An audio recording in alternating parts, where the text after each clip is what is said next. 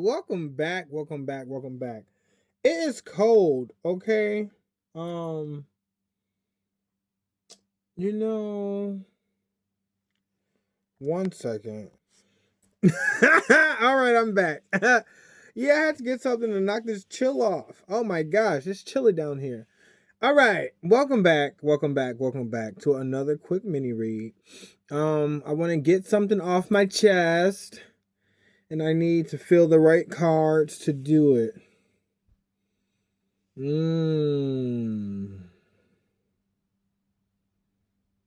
Okay. What am I feeling? What am I feeling? Do I feel like these?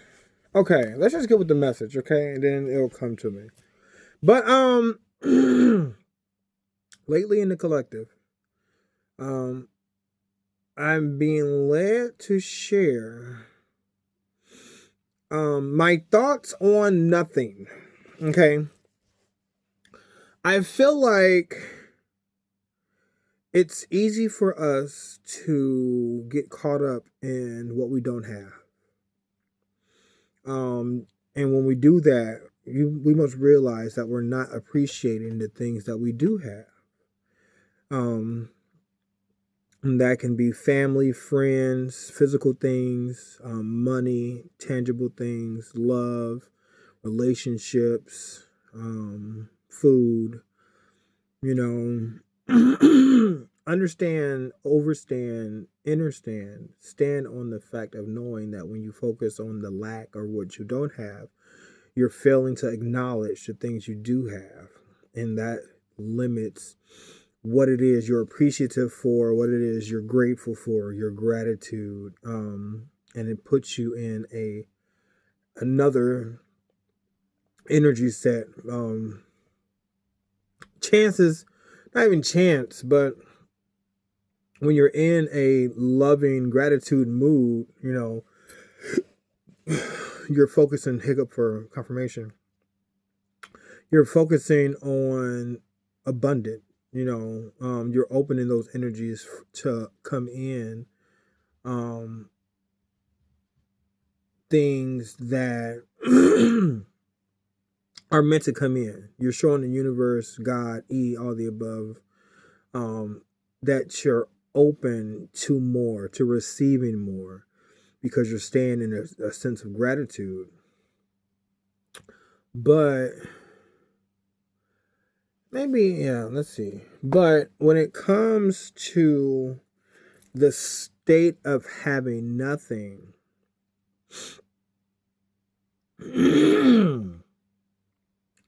we often associate nothing with absolute nothing. With not having. We associate nothing with not having.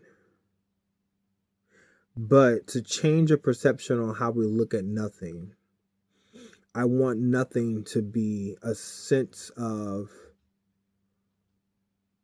a connection to a higher power.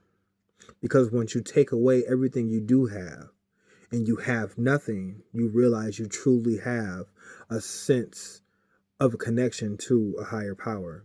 Your connection to God, the universe, all the above, Mother Nature, whatever you want to fill A through D with, is always there. You don't need anything in order to have this connection. So instead of looking at nothing as in not having, look at nothing as in having a connection to the divine. Because you don't need anything to have this connection to the divine. And once you truly have nothing, nothing meaning this connection to the divine, then you can have anything. You can't have something without having nothing first. Once you truly appreciate nothingness and having nothing, nothing meaning this connection to the divine, then that truly opens the door for you to have whatever you desire. Because you can't have something first without having nothing. You can't be something first without having nothing. You can't know something first without first knowing nothing. And we always associate knowing nothing with knowing the lack of having, to not have. And that's the definition of nothing that we are accustomed to having, which blinds us from knowing that when you truly have nothing, you have this connection to the divine.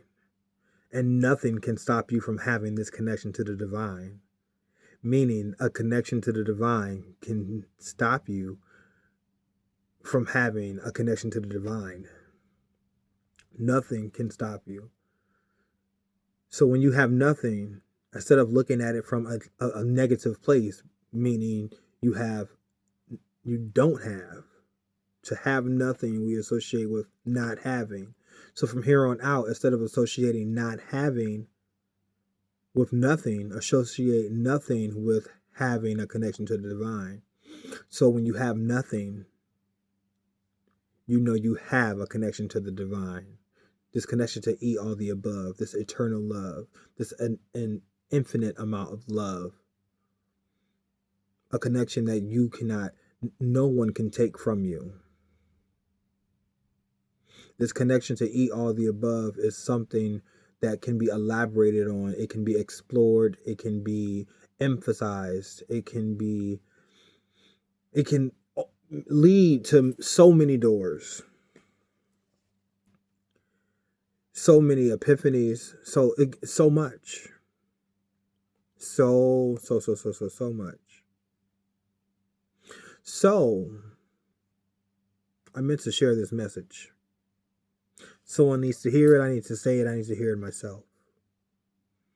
So this is a reminder for you or whoever is listening to always appreciate nothingness. And once you truly appreciate nothingness, then you're allowing the energies of something to come in. And then you're not so much caught on what that something is because you appreciate nothing first. You are something. You are truly something. You're something else. But realizing and knowing that you are something it's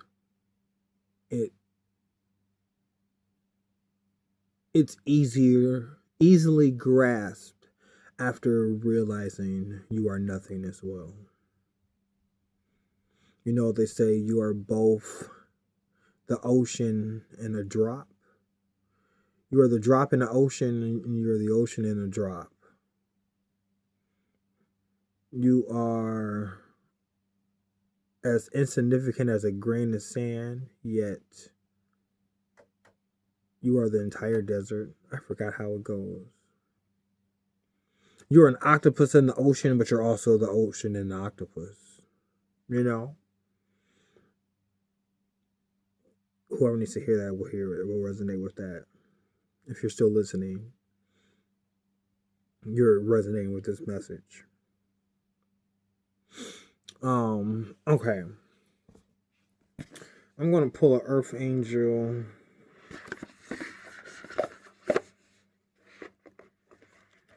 Or Earth Warrior Oracle deck from a new deck. In regards to this message of nothingness, and I almost don't want to pull cards because, you know, just let this be a message, a channeled message of nothingness. That's kind of how I want to end it, but I do want to pull a card though.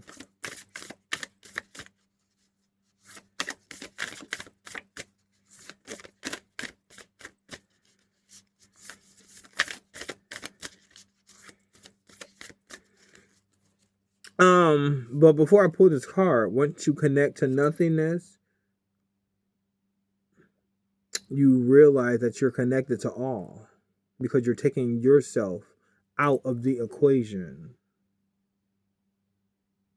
And then you can start seeing aspects of yourself everywhere. Your connection. When I say aspects of self, I mean this connection to the divine, this nothingness.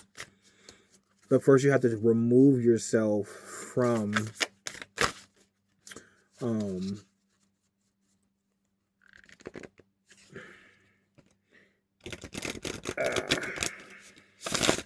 remove yourself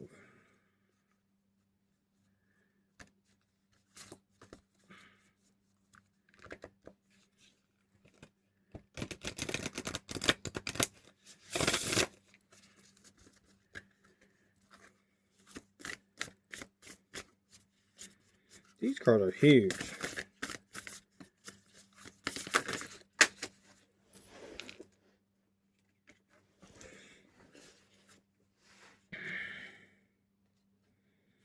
Okay, face up, we're going to stick with this. 43, Viracocha, honor the light.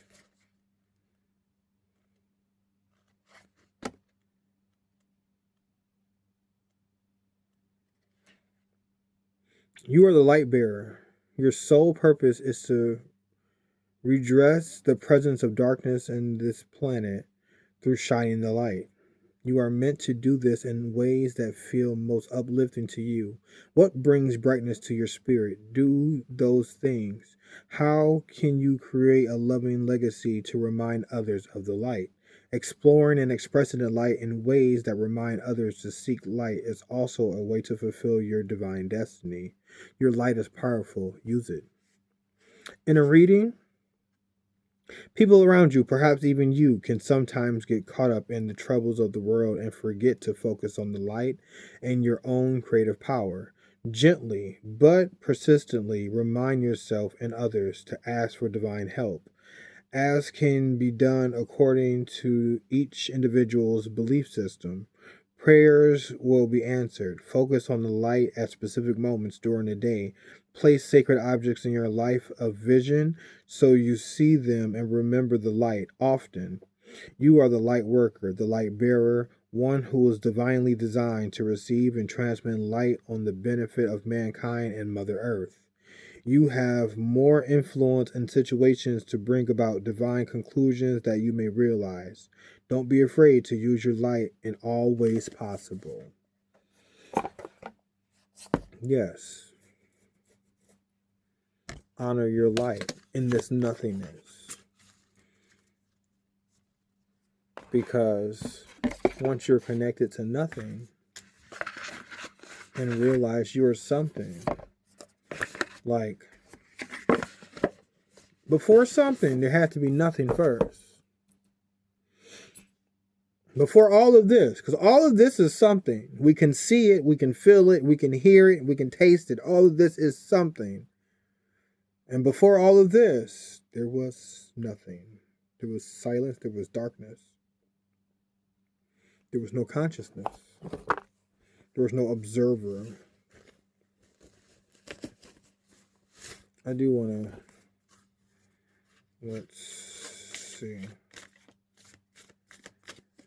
Now these cards don't have, I'm just going to intuitively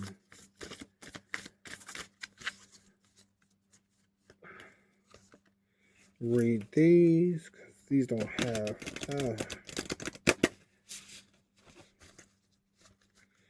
in regards to the message of nothingness, what can we add? While I shuffle, let's give thanks to eat all the above. You can feel A through D whatever you want. So at this moment, we're just going to give thanks to whatever you want to feel A through D with, whether it's Mother Nature, the universe, the Most High, God, or E, all the above. And then all day long, we breathe consciously for ourselves. So let's just take a moment to breathe for someone else, for something else, rather here physically, not here physically, rather alive or passed on, rather inanimate or livid, whether they're conscious or not. Ooh, we dropped one. Fly feather. The blue twin flame, masculine, feminine energy. So we're going to talk about that. Games of action. Don't forget your masculine, feminine energies. We got to mention it. Blue twin flame. This blue twin flame reading. Blue twin flames. You have consciousness inside, internal consciousness, what you conceive. And you have an external consciousness, everything you perceive. Everything you see, smell, taste, hear, touch is all Me right now, you're listening to me in your feminine energy. So I am a part of your feminine energy. And your blue twin flame communicates to you internally in your internal consciousness and your external consciousness. And how do you know it communicates? Through things that make sense, through synchronicities, through coincidences.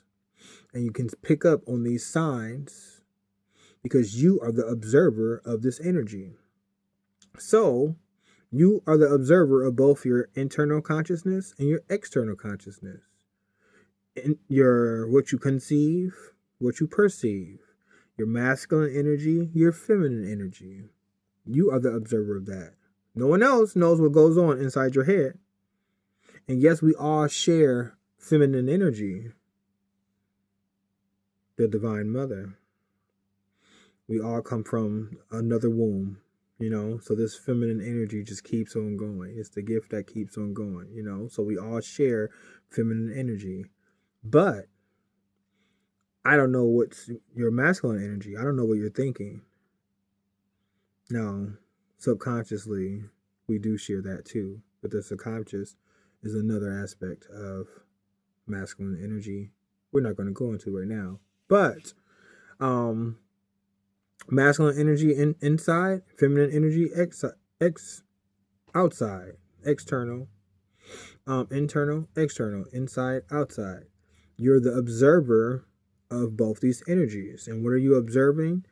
These synchronicities, these coincidences, these serendipitous events, the things that make sense, love, these are all examples, of how your blue twin flame communicates to you. And you can say God, you can say the universe, how the divine speaks to you, but only makes sense to you because you know this.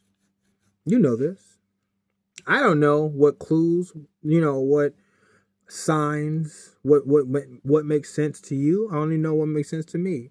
And I know it's my blue twin flame when I pick up on those signs, those synchronicities, those events that aren't coincidences because everything happens for a reason. So that's what I'm led to share. Wait, all day long we breathe unconsciously for ourselves, so let's take a moment to breathe for someone else. We're going to inhale on the count of 3. 1, 2, 3, inhale. And exhale. All right. Yeah, so this was kind of a serious, I wouldn't say serious. I had to get this message out. Let's read a page in here. Let's go to 43. It's sticking out to me. Let's read 43. I don't know what's on 43. Read this already.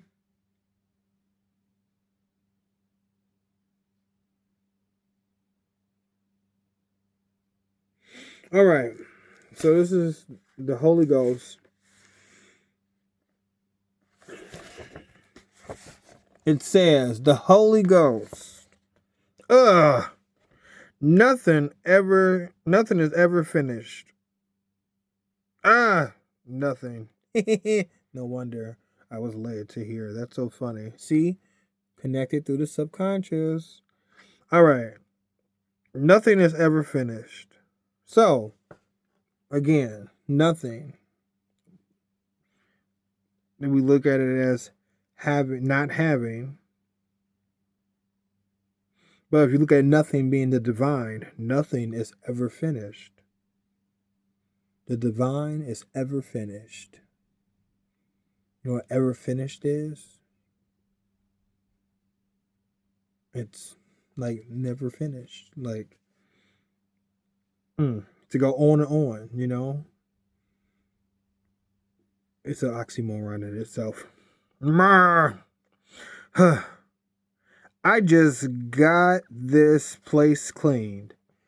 See the squirrel? He's complaining about raking.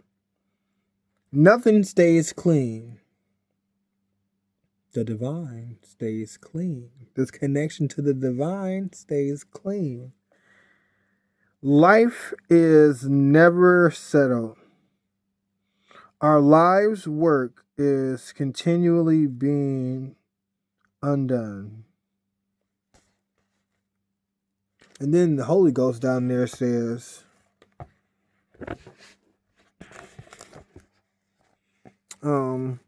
what experience in this world tells you that permanence is even possible?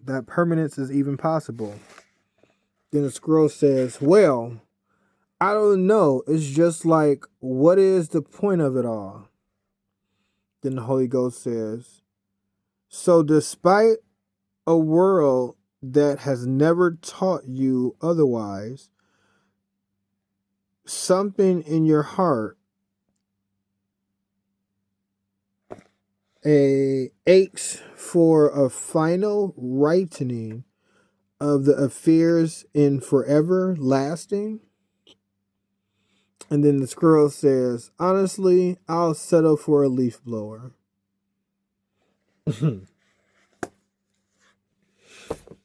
That's funny.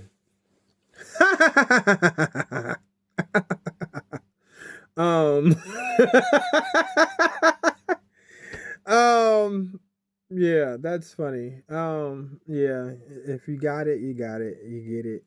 That's just, it's not dark humor. I don't know what kind of, these comics, what kind of funny it is. Witty.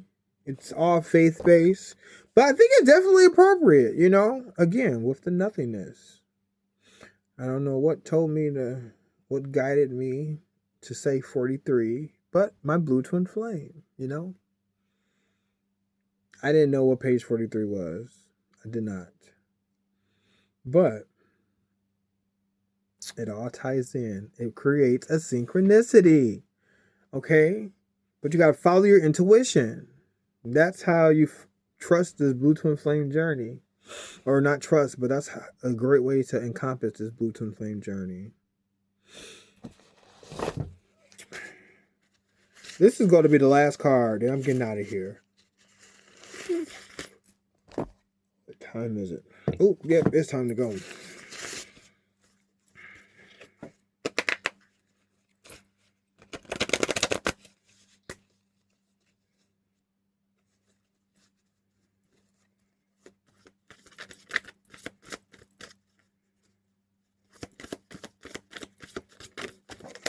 All right. And this is from the Creative Whack Pack. Don't force it. 31. An architect built a cluster of office buildings around a central green. When construction was completed, the landscape crew asked him where he wanted the sidewalks. Just plant the grass solidly between the buildings, was his reply. By late summer, the new lawn was laced with paths of trodden grass between the buildings. These paths turned in easy curves and were sized according to traffic flow. In the fall, the architect simply paved the paths.